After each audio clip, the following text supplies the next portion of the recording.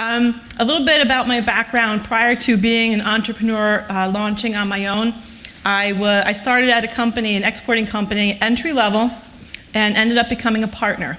And for nearly 20 years, one comment that I heard at least once a month from the senior partner was, 100% perfect is passing. And think about it, that was a standard that we had, 100% is passing. Now that rings true for an airline pilot because we want our pilots to land the planes. And it's also true if you're getting heart surgery or brain surgery. But if you're looking to expand outside of where you're at as an employee, 100% passing does not leave room for mistakes. And as an entrepreneur, the one thing for certain is to be a successful entrepreneur, you need to fail. You need to make mistakes. So if the mindset where you're at currently is 100% is passing, that discussion needs to begin. And first off, does your company allow for mistakes? Or if you're worried about mistakes, are you thinking, if you make a mistake, are you worried that that is going to be on your review the next year in consideration? So if that is the case, then the first thing to start with is to have those conversations of, okay, I've got some ideas right now. Am I empowered to make some new ideas, suggestions implemented? And hopefully today our goal is to give you some tools to walk away with. And with that, I'm going to start with Deena right now. Thank you. As BJ said, our goal really is to give you some food for thought, inspiration, and tools. If you learn one thing today that you can implement the minute you walk out of here, we will feel that we have made a difference for you. My story is different than BJ's and also similar. All of our stories are different and we all have common themes in our stories. And I want you to think about your story today. Why do you do what you do? How do you want to make a difference? And what part of your experience shaped who you are today, professionally and personally? In my case, growing up in Montreal, Canada, I was very short. I know, I'm still very short. That's why we got the riser. But growing up as a kid, I was picked on and teased and bullied, as kids do, for your hair color, your height, whatever it may be. And so I became very self-conscious about the way I looked and about being looked at, and it made me insecure and shy and lonely. And I wasn't happy being lonely. So I knew I had to do something about it. And I changed my mindset and I took action. The way I changed my mindset was I said, okay, where am I confident? Well, I was confident on stage, like I am today. I was confident dancing. I took ballet and I took theater. And so I built my confidence, that happy place, that comfort zone for me, and I stretched it. And then I applied it to other areas of my life. And really that is what inspired me to release my inner extrovert and become a champion for other people, women, young people, executives, anyone who has something that they are self-conscious about. We all have something we're not confident about, and we all have something we are very confident about. So my career and my business is based on making sure that no one else is picked on, or feels insecure, or is alone. My business is all about making connections and building relationships. Or as I like to say in my show, nobody puts baby in a corner alone. If you come to one of my networking events or my seminars, you will never be standing in a corner by yourself on your phone. So that's my story, and you each have your own, and that's what I would like to ask of you now. Where are you most confident, personally or professionally? Would somebody share with us? I'll take volunteers. Yes. So I think when I'm able to socialize with others, I'm naturally an extrovert. I was the person who stood up with the microphone. Yeah, Bailey, by the way, the empowerment coach. But I think that being able to socialize with others is a natural strength, and that feels really good. But also, another microphone. Hello, Yes, everybody. stand up, take the stage. But I also think in being able to share and celebrate something that I know is great about somebody else. So if I were to say, oh my God, you're looking to network, Janet? Wow, you know what, you should definitely talk to Deena. That kind of connection, that feels really good. So I love your point, because when we find our sweet spot, like, it's not about like fixing everything else that's wrong, but, well, I'm here to hear more about that. So awesome. No, but thank you very much. Yeah, thank you. All for right, sharing. who's next? We are going to participate today, yes. Oh, sorry. I'm most confident when I can help someone else. So I work with volunteers, and I like to be able to help them make connections, help them run programs, things like that. Did you all hear that? Helping. Women love to help other women. That is one of the biggest themes we heard this morning. And it's a we strength. want someone else to participate as well. I want to pick someone out in the audience right now who, I know she's going to be embarrassed, but Gail Speck, who's sitting third row back, spotted me in a sea of 500 people at a manufacturing event several years ago when I was having problems. I developed my own product line, Wellness, all made in America. Oprah picked it this year, and we've had some good success. Thank you. But that wouldn't have happened because I was having so many struggles getting my product made in America. Number one, do you know many female manufacturers? We're working to change that, but when I started on the quest, I didn't have many role models to follow. And I was at a giant event with 500 people. I sat in the audience. I was brave enough to take the microphone in a sea of suits and say, I'm a female manufacturer. I need to make these products. Can anyone in this room help me? I can't get people to take everything that I'm saying seriously. Because what typically takes place is you go to a manufacturer, you get all the information, then then you go to China to make it cheaper. So I stood in this room and there were crickets when I asked my question of 500 people and people in the media, press. And Gail and her team took my concerns serious at NJIT, and they have amazing development programs. And it was just so nice to run into her in the hallway to say, yes, here, we have no connection. They could make nothing from me as a result. However, come talk to us. Let's see what we can do. As a result, Gail and her team nominated me for the 2015 STEP Award by the Manufacturing Institute, which I was a recipient of. Had it not been for the courage that I needed to stand up with my voice wobbly, because I was nervous. Here I am, I'm the minority here. There's 500 of the best in the industry in this room. I asked the question, and then there was silence. So I was like, okay, all right. So I sat down when no one could help me. I said, okay, I got to think ahead. And then they came to me afterward and said, we want to talk to you. We think we can help you. We know this resource. We know this person. So it takes courage to state, what do you need? Like everyone in this room right now. But I just want to commend Gail because she reached out to me. I wasn't an NJIT student. My grandfather was a metallurgical engineer. It kind of ended there. He created something that was on the first space shuttle and the first stiletto high heel. So it was kind of in the family, but the technical aspect skipped several generations. My mom's very engineer-minded. But Gail, with nothing to gain other than empowering another being, I'm not even going to say female, but another being, believed. And then the day when I received that award, took the train down to be there to show up. With no connection other than we now reciprocate. If Gail has something or an event, I make certain I'm there to participate and give my time and effort. But everyone here in this room has something that they need today. And we're going to ask. Go ahead, Gail. Thank you, of course, DJ. But in light of what we heard this morning at the panel, in fact, it was the men who worked for me who responded to DJ. Mm-hmm. And they came to me and said, this is an incredible talent. So in light of that, it was listening and hearing. Mm-hmm. So there were some men in that room. Okay. Right. Oh no, they were. It was when we sat down. It was the team, from NJIT who came.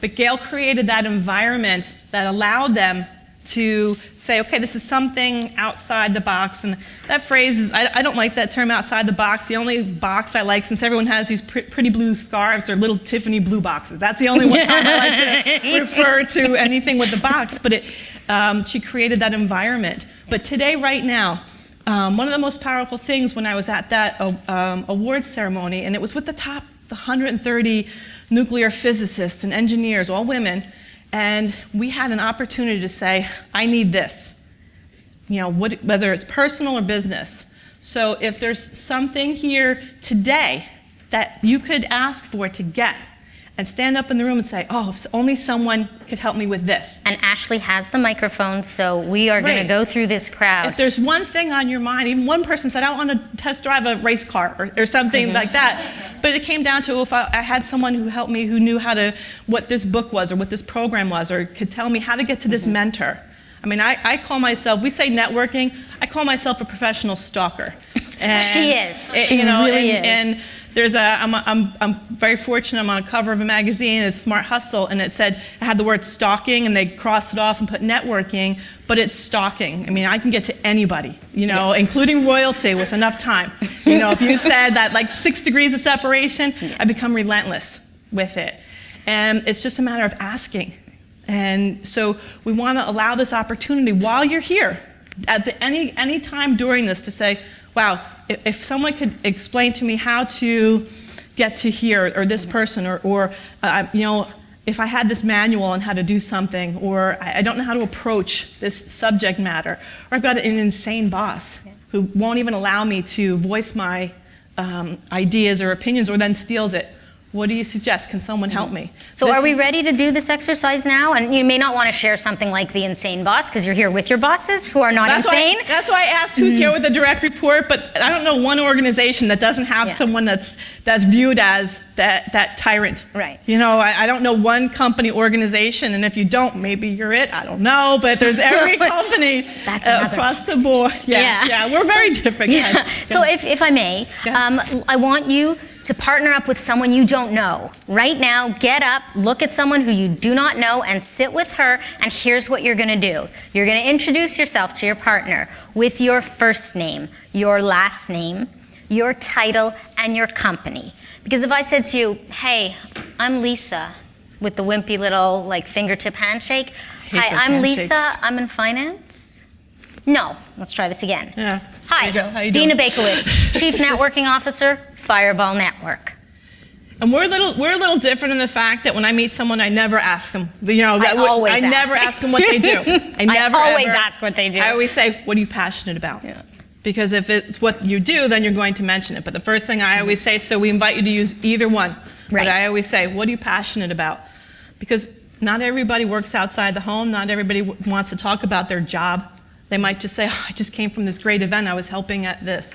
But many times it will lead to it. So I go to networking events primarily as a networking coach, so that's why I ask what you do, but different but equal. So we want you to partner up, and that's what you're gonna say, your first name, last name, title, and company or organization. That is why you're here. It's a Women Business Leaders Forum. And then say one thing that you do exceptionally well.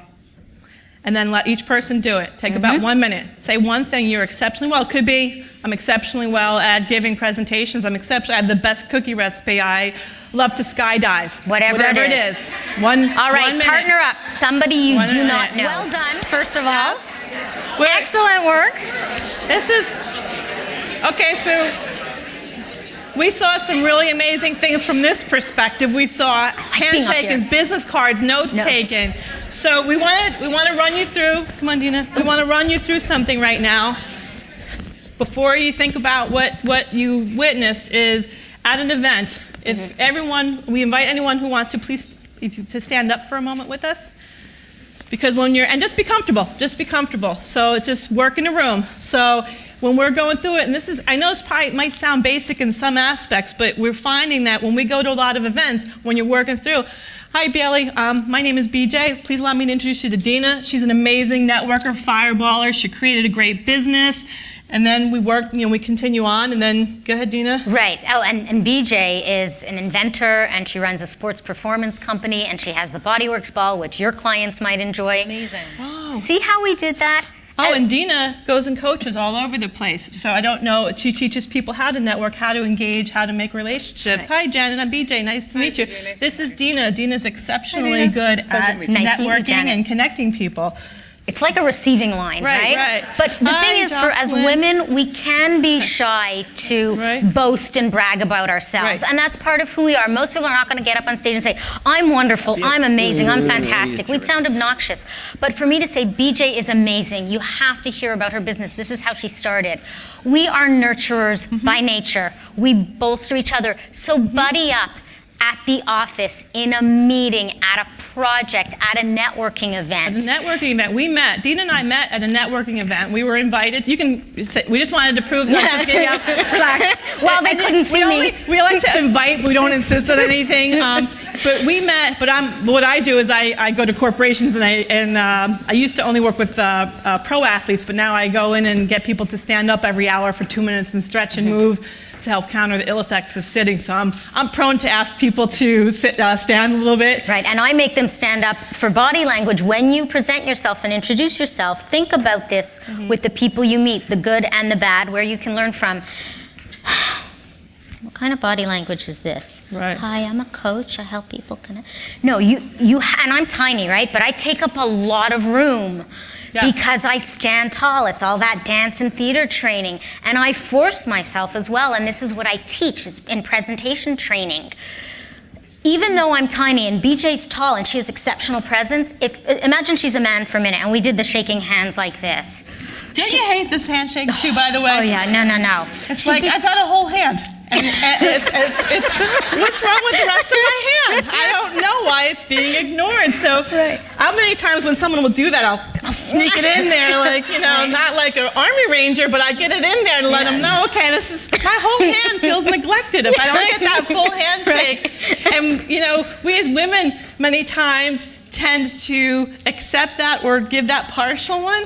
And I don't go in to break the hand, but like I get that full hand to let them know, all right, Nice to meet you. we're here, right here. And if I'm, especially for younger women, if I'm meeting them in some context and they give me the wimpy handshake, I say, you can do better than that.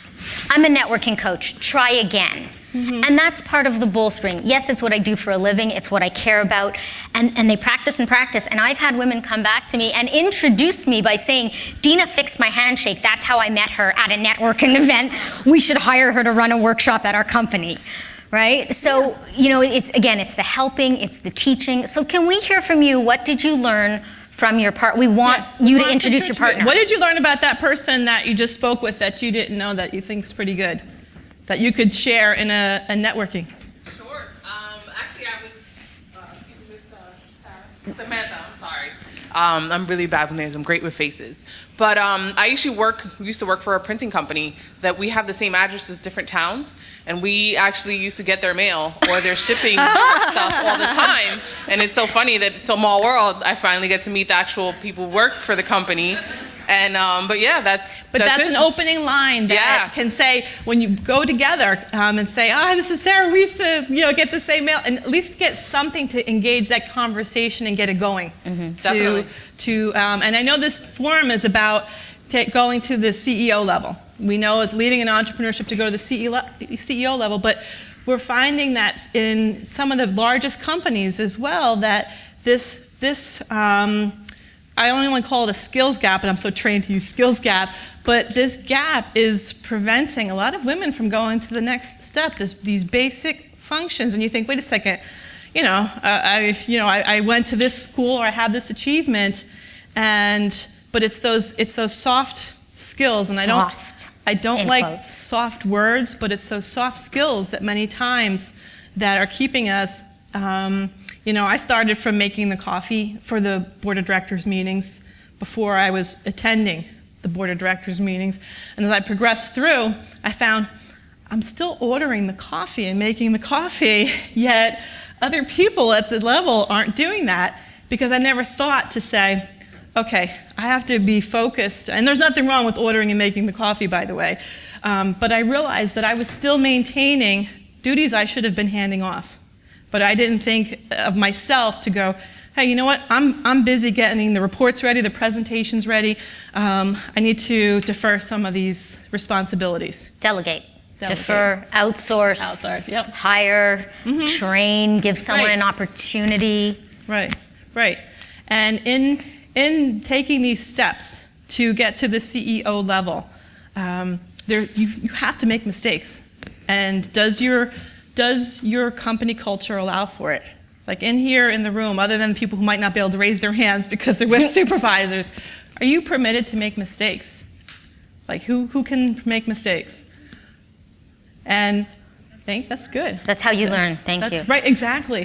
But does anyone here have a fear for making a mistake, how that's going to look on your review the next year? A little bit. Okay. Yeah. No. That's Can you great. share that with us, please? She just said, don't you, no, because I'm We're going to give you the mic, sorry, Yeah. because this is really important. Would you stand up, please, and introduce yourself? Flo King from New Jersey Natural Gas. Okay. Thank you. You're welcome. I'm not afraid to make mistakes because I'm human, first of all.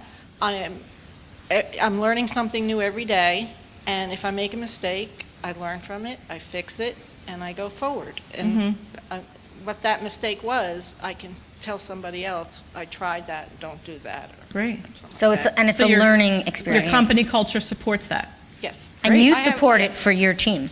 absolutely. That's great. Thank you. Yes. Sorry, Ashley has the mic.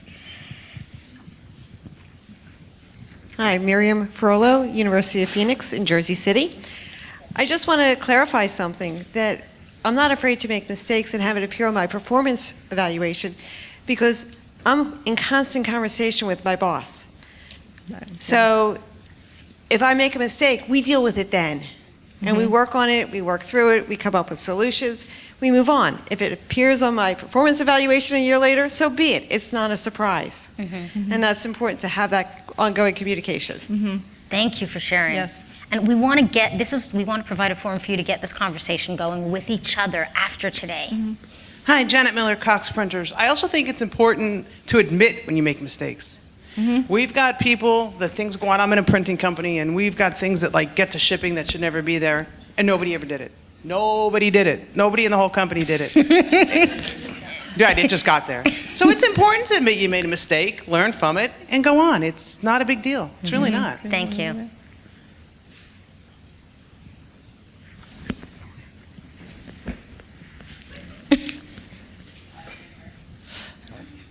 Hi, Cynthia Taylor, University of Phoenix. We rise. Ooh. That is called branding. Exactly. Hi, I was also going to say that I think it's a two-way street, that you have to have a teachable personality. If your boss, and we share the same boss, so I concur with her. If your boss feels like you're open to learning, you know, and you have that mentality that when you do make a mistake that you're able to own up to it and you can learn from it, I think that's when it becomes something that happens and you get over it. So I don't know. Excellent, thank you. Ashley, we have a question over here. While I we're know waiting you've for been that question, I just want to ask a question to the group. Who here aspires to ascend to a higher level than where they're at right now? Okay, out of that show of hands, who here wants to be the CEO of a company? Okay. I didn't have a question, I have a comment. I am the president and CEO of a company. Okay, so- first of all, yes! So we have 320 employees. Which company? I was the 8th employee. It's Wedgwood Pharmacy. It's in Swedesboro, so it's about 2 hours south of here. But we make drugs for animal health. So we inside say we save puppies. But anyway, I wanted to kind of put it in the context of failure. I was very fortunate to be brought to the company by the former CEO who said, if you don't fail, you're not taking enough risks. And so there are places where we don't make mistakes, right? We make drugs. We can't make mistakes there. But I was in the marketing area, and if we weren't trying new things and innovating and failing, we weren't growing. Our goal is to grow 14% a year. We have to fail sometimes in order to drive that kind of growth at the company. So it's not like making a mistake like you made a typo in a document, but the bigger things, taking on really big things and sometimes having them fall on our face is a good thing. And we just had a meeting last week. We've taken on 30 new things in the last 4 months. And we went through, okay, these ones worked, these ones didn't work. Okay, we'll do these ones again. Let's stop doing those and figure something new out. So you have to create a culture where you're allowed to try new things and take risks and fail.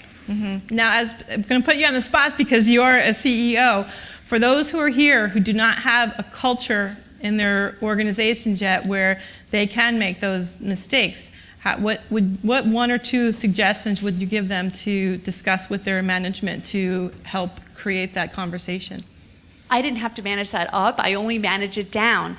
People's natural inclination is to think a mistake equals they are a failure. And this came up, I said in a strategic planning meeting this week, somebody said, well, if I don't hit my number, then I failed, if I don't hit my results. And I said, not hitting your results is not a failure. Not bringing new thinking and intentionality and striving to meet it and coming up with new solutions on the way to meeting it or not meeting it means you succeeded, right? Because you gave it everything you had. You gave 110% to get to the number, even if you didn't get to the number, right?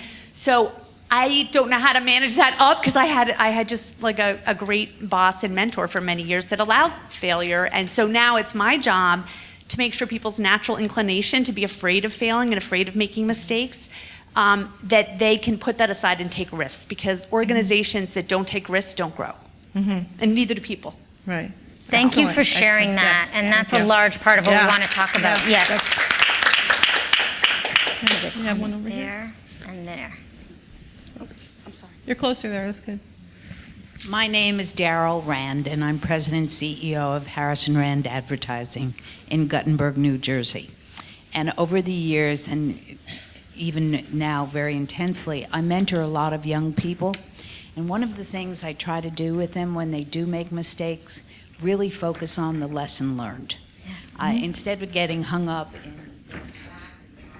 the emotion of it, let's try to be a little more cerebral, understand what went wrong, and how it doesn't happen again. And I think that's a really important conversation on this issue. Excellent. And if Excellent I may point. add as a suggestion, one of the things that BJ had asked you is to think about what you need.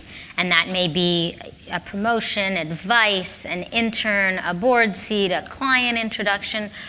But think about it also in terms of advice and mentorship from someone outside your own company to bounce these ideas off of. Remember, we said we want you to take at least one thing away from this today that you can use immediately. Reach out to the other women here. We challenge you to get business cards from the women you were paired up with. If there was a speaker who you want to ask her, how do you do that? How do you mentor? How do you create that culture? Reach out to each other. You have to keep the conversation going. And I say that, as someone who's passionate about networking and connecting, the talking and the building those relationships is how it will happen. So thank you for sharing. We have another couple questions or comments. Yes. Hi, I'm Judith Schwartz. I also work at New Jersey Institute of Technology, and we work with a lot of startup entrepreneurs with our Business Incubation Center, the Enterprise Development Center. And one of the things that we've been teaching them is to use the business model canvas and telling them to get out and talk to 100 customers so that they can really get feedback on what they're trying to do before they spend years and years and years developing something. Find out if the market, if the customers really want what you're having. So really you want people to fail fast so they can get on and really be profitable. So there's a real business case to be made for making mistakes and moving on. Yeah. I fail and get rejected. I stopped counting at 4,000 times at the end of last year, not just on my own products, but on rejection. Because not everyone's going to like your product that you're offering.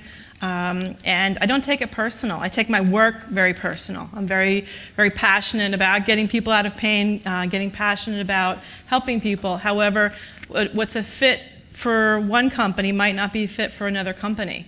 And yes, to test it out, make sure that there's something viable, that there's something there, but also don't take the rejection, too hard.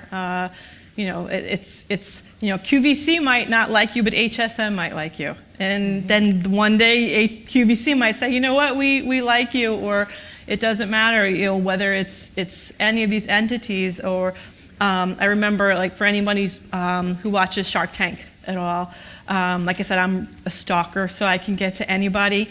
And so 2 of the sharks are mentors of mine. And one of them, Damon John, who's a really successful, great person, great entrepreneur, When he had his offices in the Empire State Building, he used to be on the 66th floor, and he invited me to come to his offices. We had had a dinner, and he let his team, just give their feedback. And I was so passionate about making my products in America, and one of the feedback from one of his top people was, BJ, no one cares that your products are made in America. What they care is if they could save 50 cents, to have it made in China.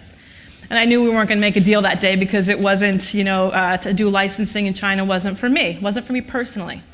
And however, I didn't let that relationship end because they still had positive information to give back to me, and that we all can impact others that are considered above us in any way, because now Damon makes his Hustle branding clothing line in America, and he's on the president's Entrepreneur Council. And he used to be known as Mr. China initially in Shark Tank. Now he's known as the People's Shark. So we all have the ability to influence someone who might be much more successful than us in one realm or another, but really successful entrepreneurs like Damon John and Barbara Corcoran, they still listen to feedback from other people that might not. I was here at the time. I barely had enough money to go to my next meeting. At the time we had that meeting, I kind of called myself like Scarlett O'Hara, getting those drapes to make the dress at the time. I'm all dressed for this big meeting I'm sitting at. And then when they talked about the licensing and they said, well, we'll go to China, I was like, oh, no, I can't do it. I believe in my heart too much. And when I got out the Empire State Building and I looked at myself, I'm like, where am I going now? Where am I going? Where am I going now? Going up. Where am I going now? Going I up. just put a tweet out to the universe. Does anybody care about Made in America?